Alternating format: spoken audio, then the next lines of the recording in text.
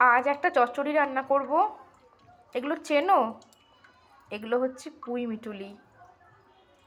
এখনো কচি আছে, ওই জন্য সবুজ, পাকলে লাল লাল রং হয়ে যায়। ওই যে হাতে টিপে খেলতে খুব ভালো লাগতো ছোটোবেলায়, লাল হয়ে যেত। এগুলো এগুলো সবই কচি, এরও চচ্চড়ি হয়।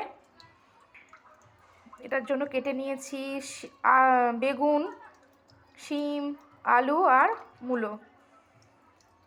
খুব সাধারণ কিছু মশলা, 5 ফোড়ন আর শুকনো লঙ্কা, আর নুন হলুদ তো সবেতেই লাগে। দেখো, এই যে কড়াইতে তেল গরম করে নিয়েছি।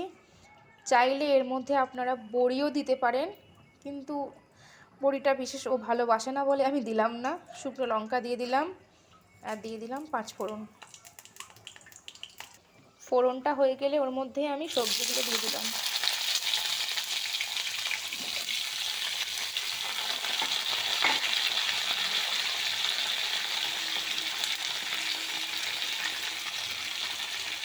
পুঁই মিশিয়েগুলো দিয়ে দিলাম।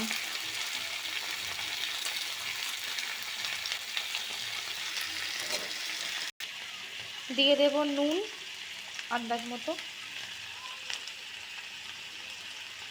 আর হলুদ। এই যে নুন হলুদ দিয়ে একটু নাড়াচাড়া করে নিয়ে, এর থেকে সবজি থেকেই জল বেরিয়ে আসবে। এটাতে জল না দিয়ে, চচ্চড়ি তো শুকনো শুকনো হয়, জল জল ভালো লাগে না, চাপা দিয়ে দিয়ে রান্না করতে হবে।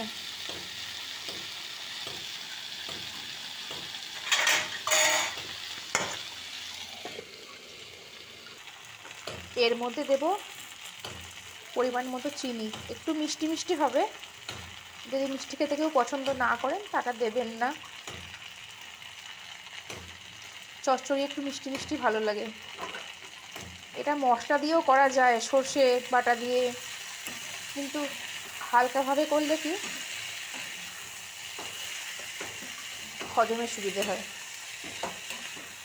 ব্যাস, লঙ্কা ভেঙে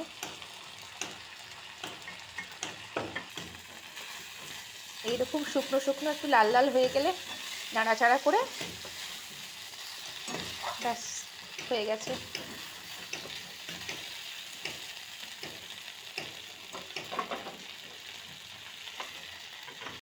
এই যে তৈরি হয়ে গেছে পুঁই মিটুলি দিয়ে আলু বেগুন শিম মূলো চচ্চড়ি। খেতে খুব ভালো লাগে। অনেকে হয়তো করে খান, যদি কেউ না খেয়ে থাকেন একদিন দেখতে পারেন খেয়ে, মন্দ লাগবে না।